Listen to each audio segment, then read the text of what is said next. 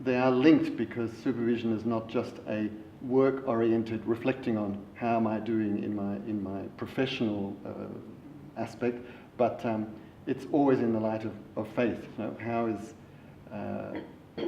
my call to ministry is from God?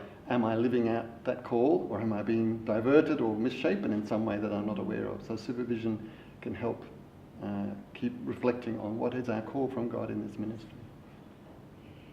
Our relationship with God is the key factor in both spiritual direction and supervision, pastoral supervision. And that unique relationship, who God and I are for each other, so utterly, completely unique, is what takes me into my pastoral ministry, as well as takes me into my call for supervision, because I want to be true to the person that God's called me to be. And where the overlap can sometimes happen is that in supervision, I begin to see, because what they have in common is both supervision and spiritual is a contemplative approach, where it's not just based on I did do that, I should have said that, I shouldn't have said that.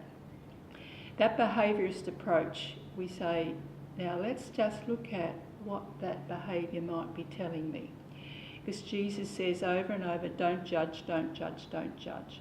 Learn from what is going on here, because spirits not of God are just as much at work in my ministry, and I bring that both to spiritual direction and supervision. So I'm learning as through my supervision I might see, oh gee, that was my vulnerable spot or my weak link operating, and it surfaced in my supervision, but I take it further. I might say, my supervisor might suggest to me, look, spend some more time with that. And the supervisor in spending more time with you there is really, if you want to put roles on it, is really helping you like a spiritual director would to see more what is going on here, to be able to name that vulnerable spot, to name those false voices that are tempting me to be untrue to me and my unique relationship with God.